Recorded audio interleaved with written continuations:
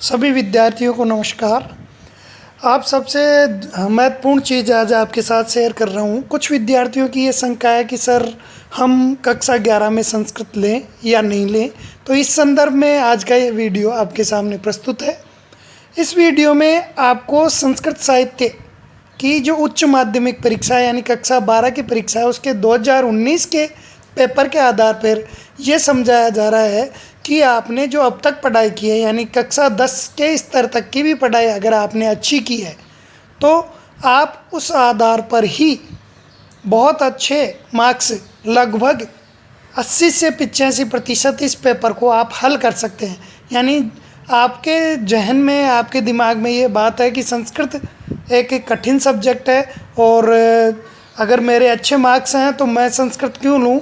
तो आप इस चीज़ को देखते हुए लें कि अगर आपके अच्छे मार्क्स कक्षा 10th बोर्ड में आए हैं तो आपको संस्कृत लेने का ये बेनिफिट है कि आप 100% मार्क्स गेन कर सकते हैं, प्राप्त कर सकते हैं। जी हाँ दोस्तों, जैसे पहला ही प्रश्न एक पद्यांश है और पद्यांश से विषाद किम ग्राह्यम, तो आप आसानी से अमृतम मित्रम का विलोम शब्द।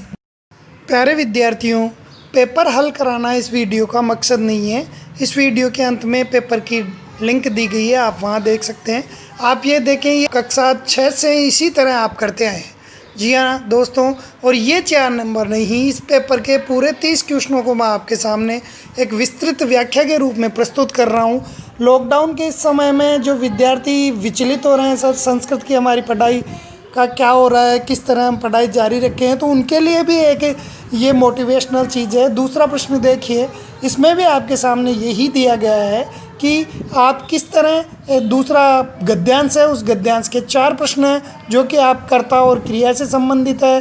क्रियापद क्या है, पूर्ण वाक्य में और एक पद में उत्तर दो, जो कि आप कक्षा 6 से लेकर 10वीं तक अच्छी तरह से सीख चुके हैं। कक्षा 11 में आपके पास संस्कृत साहित्य रहा है अथवा नहीं रहा है तो भी बहुत अच्छी तरह से आप इन प्रश्नों को कर सकते हैं। प्रश्न 3 देखिए, ये प्रश्न भी वही है, यानी नाट्यांश है और नाट्यांश के अंत में एक पदेन उत्तरत, पूर्णवाक्येन उत्तरत, पर्याय पदम किम, विशेष्य पदम किम, ये 4 नंबर के हैं जो आप आसानी से इनके उत्तर करते आए हैं। जी हाँ दोस्तों, कक्षा 10th में भी आपने इनके उत्तर किए हैं। और सबसे बड़ा फ़ायदा ये है दोस्तों कि संस्कृत में आपने एक बार जो पढ़ लिया वो जीवन भर काम में आने वाला है। आप संस्कृत में के फील्ड में, संस्कृत ऐसी भाषा है जो पूरी तरह से गणितीय भाषा है, पूरी तरीके से वैज्ञानिक परिष्कृत भाषा है।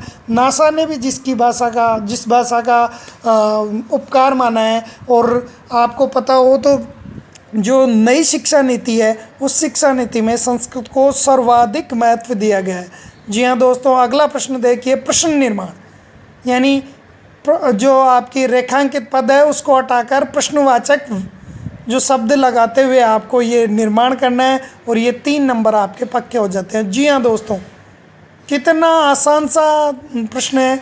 अगला 2 वाक्य हैं, उन वाक्यों को हिंदी भाषा में या संस्कृत भाषा में भावार्थ लिखना बहुत आसान सी चीज़ है। इसको आप शुरुआती चरणों से आप करते आए हैं। अगर आपने कनिष्ठ पूर्व प्रवेशिका कक्षा में प्रवेश लिया है तो ये और भी आसान हो जाता है। इसी तरह आप देखें, अगला प्रश्न है, निम्न वाक्यों का भावार्थ हिंदी भाषा में लिखें। वाक्यों के बाद में श्लोक का अन्वय और हिंदी का सरल अर्थ, बिल्कुल आसान सा है। एक बार भी अगर आपने पढ़ा है तो आपको अन्वय और अर्थ करना बहुत आसान तरीका है, आपको आता है। अगला, निम्नलिखित शब्दों को हिंदी भाषा में या अंग्रेजी भाषा में लिखिए, 2 नंबर। बिल्कुल, उपासते अपरम 2 शब्द हैं, इसी तरह 2 शब्द दिए होंगे जो बहुत ही मुख्य शब्द हैं और उन शब्दों में से ही आपको आसानी से, अक्सर मैं अपनी कक्षा के बच्चों को नोट्स जो प्रोवाइड कराते हैं उनको ये लिखाता भी रहता हूँ। साथ ही पिछले सत्र में जो प्रथम श्रेणी व्याख्याता का जो एग्ज़ाम था, कक्षा 11वीं और 12वीं के छात्रों को मैंने बोर्ड पे लिखाया और छात्रों ने ये कहा कि 70% से अधिक % तो हम इसको हल कर रहे हैं। यानी व्याख्याता भर्ती का जो पेपर था उसको 70% विद्यार्थी हल करने का दावा कर रहे थे। और दोस्तों उसकी कट ऑफ लगभग 75% जनरल की गई थी। ध्यान दें दोस्तों, यानी अभी आप में ये क्षमता है तो आप इस क्षमता को बना कर रखें। कक्षा 6 से लेकर आगे देखो, संज्ञा के स्थान पर सर्वनाम। जी हाँ दोस्तों, ये वाक्य कौन किसे कहता है, इस वाक्य में विलोम पद लिखो, कर्ता और क्रियापद की चयन करना। इस तरह ये बिल्कुल आसान है। वेदांगों का, किसी भी 3 वेदांगों का संक्षिप्त परिचय दे। कितना आसान सा सवाल है दोस्तों। यानी ये आप इस तरह माने कि सबसे आसान जो सब्जेक्ट चयन है वो संस्कृत है, और सबसे जल्दी आपको रोजगार दिला सकता है। जिस भी विद्यालय में या जिस भी परिक्षेत्र में संस्कृत का अध्ययन अध्यापन होता है, उस परिक्षेत्र में आप देखें बेरोजगारी की कोई समस्या नहीं होती। जी हाँ दोस्तों, रोजगार सबसे सुरक्षित और सबसे सर्वाधिक आसान तरीका संस्कृत के माध्यम से मिल जाता है। देखो दोस्तों, आगे किस नाटक में स्त्री पात्रों का पूर्ण अभाव है और कितने नाटक अंकों में विभक्त है, कादम्बरी की कथा कहाँ से ली गई है, सुखनास कौन था, संस्कृत का प्रथम ऐतिहासिक उपन्यास, ईश्वर विलास के रचनाकार। मतलब बहुत आसान सी चीज़ है। और छंद सबसे आसान चीज़ है, सबसे ज्ञेयात्मक और बहुत मनोरंजन के साथ में आप इस चीज़ को पढ़ सकते हैं। बड़ा आनंद है। और ये छंद शालिनी, द्रुत विलंबित, स्त्रग्ध्रा, बहुत ऐसे छंद है जिनको आप पढ़ेंगे। दोस्तों, एक वीडियो जो इस वीडियो के अंत में मैं दे रहा हूँ, इस पेपर का संपूर्ण जो भी बोर्ड क्लास के टॉपर की कक्षा का कॉपी का बनाया हुआ है, यानी टॉपर किस तरह लिख रहे हैं, वो आप कक्षा 10 में अगर आपने पढ़ा है तो आप ये पाएंगे कि ये सब तो मैं भी हल कर सकता हूँ। जी हाँ दोस्तों, तो संस्कृत सब्जेक्ट का चुनाव आप अवश्य करें। और अगर आपके पास कक्षा द्वादश यानी 12वीं में संस्कृत सब्जेक्ट है तो भी आप निराश न हो। इससे लॉकडाउन की अवधि के कारण आपका नुकसान हो रहा है, ऐसा नहीं माने। आप सिस्टमेटिक पाठ्यक्रम विभाजन के अनुसार पढ़ाई करें। कहीं पे भी कोई प्रॉब्लम है आप मुझसे संपर्क करें। आप विद्यालय में भी जो कोविड-19 की जो दिशा निर्देश है उनका पालन करते हुए मार्गदर्शन के लिए आ सकते हैं। इसी तरह अलंकार हो गए, अलंकारों के बारे में आप जानकारी दे देंगे। 22वां प्रश्न देखिए दोस्तों, और ये प्रश्न क्या है, तीर्थंकर महावीर का जो वर्णन है। और देखिए दोस्तों, वही एक पद में उत्तर दो, पूर्ण वाक्य में उत्तर दो, जो आसानी से आप दे सकते हो। यहाँ पर विशेषण क्या है, यहाँ पे कर्ता क्या है। इस तरह 4 से 5 नंबर का ये पद्यांश, गद्यांश 4 नंबर का है। कितना आसान सा हो जाता है। ऐसा ही अगला गद्यांश है, वो वही एक पद में उत्तर, पूर्ण वाक्य में उत्तर। यहाँ पर क्रियापद क्या है, कितना आसान बन जाता है दोस्तों ये पेपर। और 4 नंबर ये है। इसी तरह अनुच्छेद लिखना, जो आप कक्षा 6 से सीखते आ रहे हैं, 6, 7, 8, 9, 10 अनुच्छेद, ये शब्द दिए हुए हैं। सत्संगति प्यारा अनुच्छेद शायद 10th के प्रत्येक विद्यार्थी को याद होगा, और इसका भी अथवा और आएगा दोस्तों। और ये 5 नंबर देखिए कितने इंपॉर्टेंट हो जाते हैं। ये देखिए दोस्तों, क्रम रहित वाक्य हैं, इनको आप क्रम से लिखिए। ये अथवा में प्रश्न है। जी हाँ दोस्तों, कितना आसान हो जाता है। बड़ा रोचक है कि शेर और खरगोश की जो कहानी है, वो कहानी आप 6ठी में पढ़ते हैं। 8वीं में आपने पढ़ा है, 8वीं के भी आप विद्यार्थी हैं तो इस वीडियो को आप देख सकते हैं। और ये देखिए दोस्तों, ये 5 नंबर आपके आसानी से, भले ही आप अनुच्छेद लिखें, भले ही आप इनको जो क्रम से संयोजन करें, कितना आसान हो जाता है। और दोस्तों, अगर आप अभिभावक हैं तो और बच्चे के लिए आप ये सोच रहे हैं कि कौन सा विषय का चुनाव करवाऊं, या आपने अपने बच्चे को दूसरा विषय दिला दिया है और संस्कृत विषय आसानी से उपलब्ध है, तो आप अपने बच्चों को दिलाएं। कक्षा 10वें 6 से लेकर 10 तक आप अनुवाद करना अच्छी तरह से सीख चुके हैं।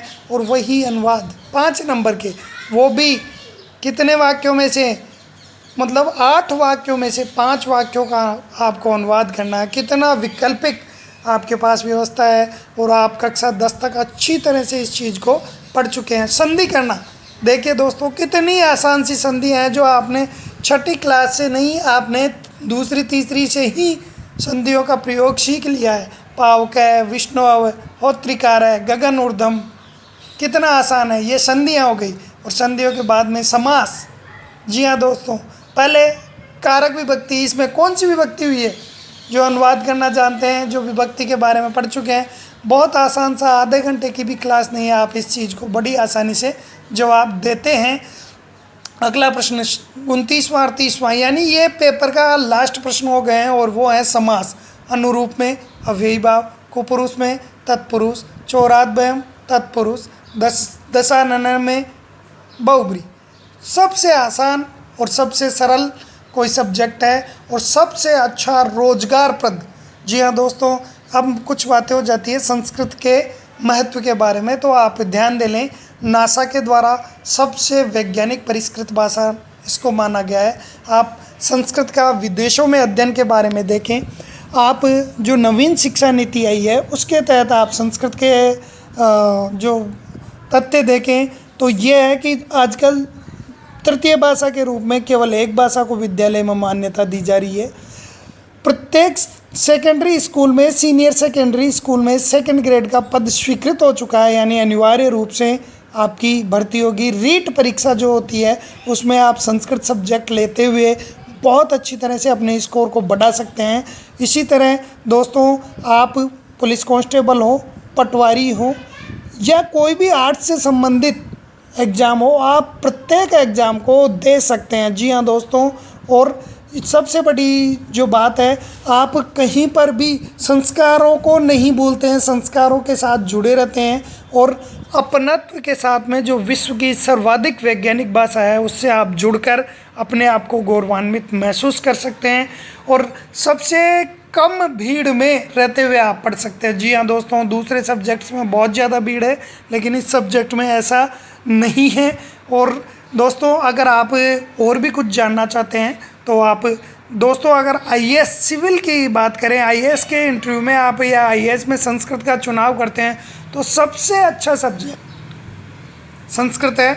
जी हाँ दोस्तों, आप जितने भी कंपटीशन हैं उन कंपटीशन्स में जितने भी जो लेवल की हिंदी आती है, गणित आती है, वो कक्षा 10 के स्तर के ही लेवल की होती है, यानी सेकेंडरी लेवल की। गणित, विज्ञान, हिंदी, ये प्रत्येक जनरल जो सब्जेक्ट जो हैं उनके आधार पर ही एग्ज़ाम लिए जाते हैं, जितने भी प्रतियोगी परीक्षाएं हैं। तो आप गुमराह न हो, संस्कृत सब्जेक्ट के साथ आगे बढ़े, जीवन को सफल बनाएं।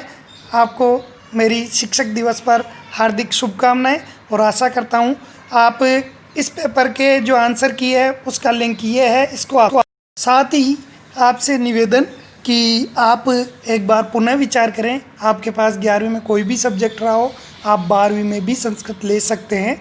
साथ ही अगर आपने 11वीं में सब्जेक्ट चयन कर लिया है तो अभी आप अपना सब्जेक्ट बदलवा सकते हैं। जी हाँ दोस्तों, बहुत बहुत धन्यवाद, स्वागतम।